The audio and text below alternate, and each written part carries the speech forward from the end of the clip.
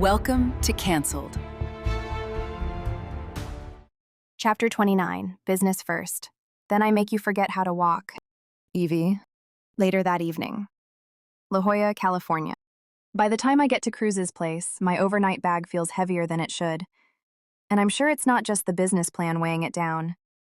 There's something about returning to his space, about the assumption that I'll be staying the night, which makes everything feel more serious, more real. The door swings open before I can knock, like he's been waiting by the window, watching for me. Like he can't stand another second without seeing me, without having me back in his space where I belong. I barely get the word "hi" out before he pulls me in, pressing me against the wall just inside the entryway with a desperation that steals my breath. His mouth is on mine, urgent, claiming, starved since I left his place this morning. One hand tangles in my hair while the other slides beneath my coat, fingers curling against my waist, firm and possessive in a way that makes my knees go weak. I melt into him completely, fingertips digging into his arms, drowning in heat, tension, and the sharp edge of want that's been building all day. Cruz, hold on. My breath hitches as I try to stay coherent, try to remember why I came here beyond the overwhelming need to be in his arms again. The plan, remember? Business first. He pauses, breath ragged against my neck, and I feel him fighting for control, the same way I'm battling the urge to let him take me right here against his front door.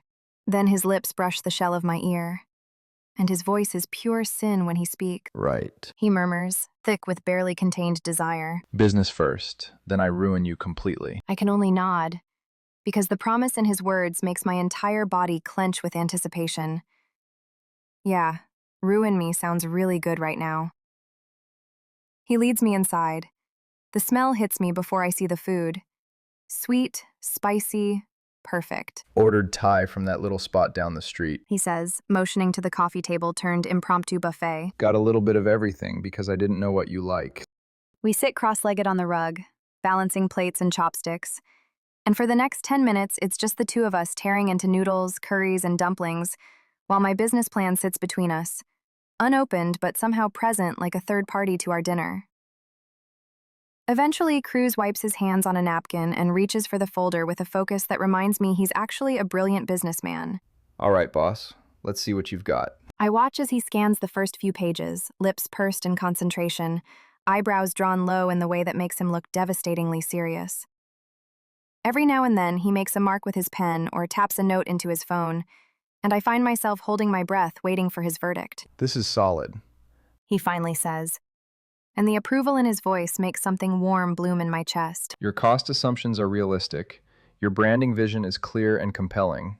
But here, He points at a specific section. you need a clearer digital marketing spend breakdown.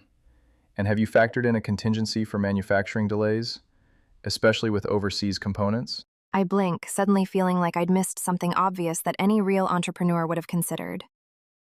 No. I mean, not specifically. He looks up, smiling in a way that is encouraging rather than condescending, like he is genuinely trying to help rather than find flaws. That's okay. Now you know what to add. Always build in a buffer for the unexpected, because in business, something always goes wrong. Then there is a pause that feels loaded with possibility, and I can see him considering his next question. Have you decided on a name yet? I pick up a spring roll, suddenly shy about sharing something so personal, so close to my heart. I have a few I'm leaning toward. Lust 24, Satin Sinner, and Amour All Day. His brow arches appreciatively, and there is something almost predatory in his expression that makes heat pool in my belly. Damn. Sexy, provocative, and memorable. Just like the founder. I roll my eyes at the obvious flattery, but he grins and reaches over, stealing the spring roll straight from my hand with the confidence of someone who knows he could get away with anything. As we clear the dishes, he leans casually against the counter, and I can feel the weight of his attention on me like a physical touch. I'm throwing a New Year's Eve party next week. Nothing too crazy, just some good friends, champagne, the usual end-of-year celebration. You should come. Sounds fun, I say, trying to sound casual when the invitation feels like something significant, like he is officially integrating me into his life. Can I bring Scarlett? Of course. In fact, He pauses, and I can see him considering something carefully. my best friend Damien will be there, the one I told you about. He's in private equity, focuses on consumer brands.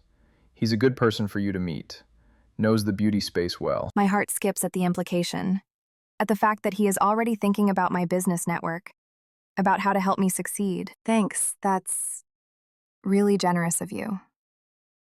He steps closer, eyes searching mine with an intensity that makes me feel completely exposed. Evie, I need to know something. Are you coming to this party as my date, my new business protege, or my employee? I tilt my head, matching his directness because I need to know too. I was just about to ask you the same thing, As my date. he says without hesitation, and the certainty in his voice makes my pulse race. Definitely as my date. I know we're mixing things, blurring lines that probably shouldn't be blurred, but I feel something with you I haven't felt before. You're sharp, creative, stubborn as hell, and passionate about everything you do.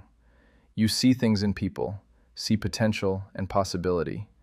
You see things in me that I've forgotten were there. I haven't let anyone do that in a long time. I swallow hard, caught off guard by the vulnerability behind his words, by the admission that this means something to him too. He looks down for a second, and when he meets my eyes again, there is something raw and honest there that sends tremors through me. The truth is, you scared me. The way I feel about you, it hit fast and hard, and instead of leaning into it, I went on defense.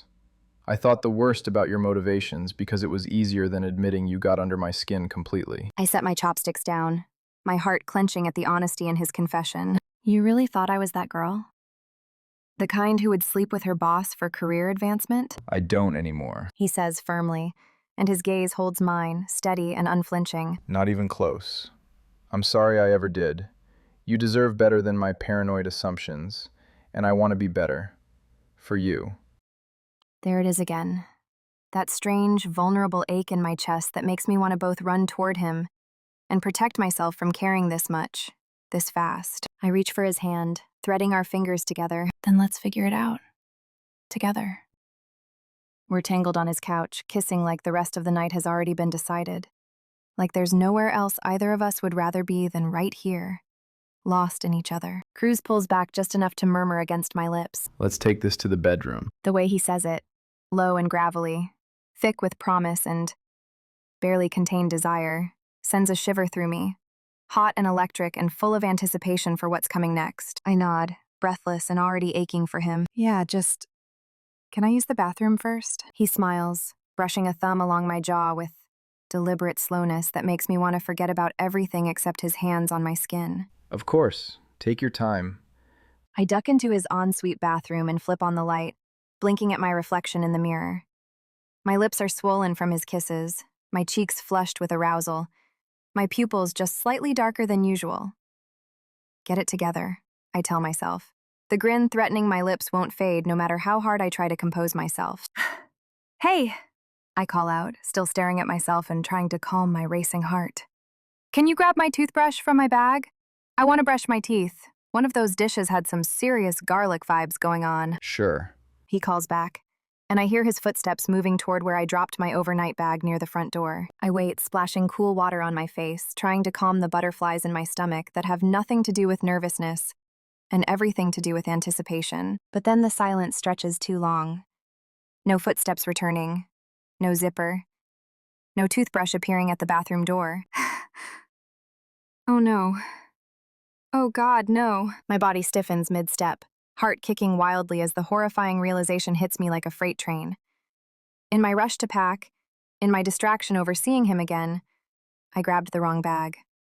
My travel bag, the one I use for weekends, the one where I keep my personal items, because Scarlett's apartment has zero privacy and I learned the hard way that nowhere is safe from her curiosity. I creep toward the door, slow and cautious, pulse hammering in my throat like a trapped bird trying to escape.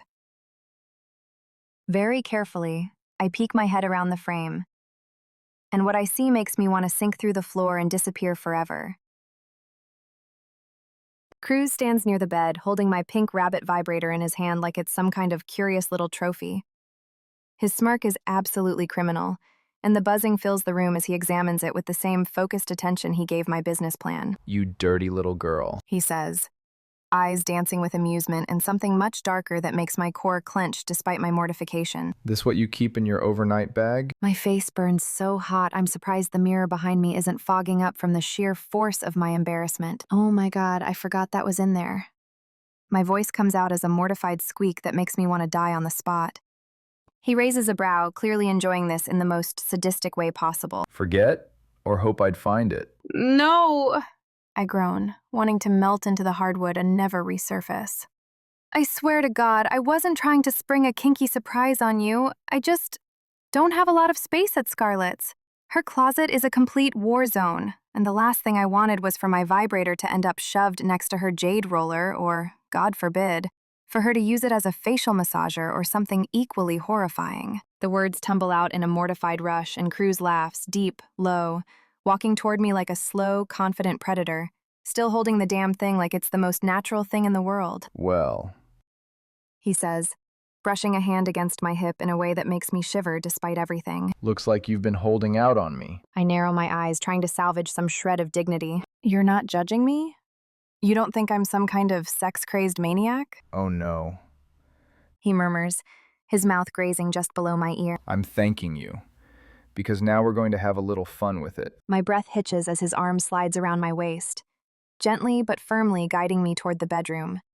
The vibrator still buzzing softly in his other hand like a promise of what's coming next. Cruz, I start, but he silences me with a kiss that makes my knees weak and my resolve crumble completely. Trust me. He whispers against my lips. He guides me to the bed, his hands gentle but commanding as he helps me out of my clothes with deliberate slowness.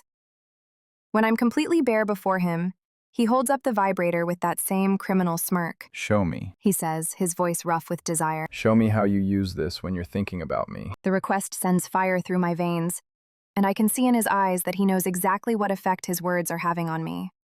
With trembling hands, I take the toy from him, my embarrassment transforming into something hotter, something bolder. Like this, I whisper, demonstrating the way I touch myself, the way I've been thinking about him during those lonely nights at Scarlett's.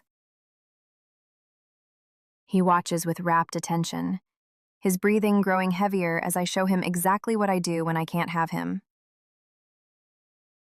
And when he finally takes control, using the toy in ways that make me see stars while his mouth works magic on my skin, I realize my mortifying mistake has turned into one of the most intensely erotic experiences of my life. Toothbrush completely and utterly forgotten.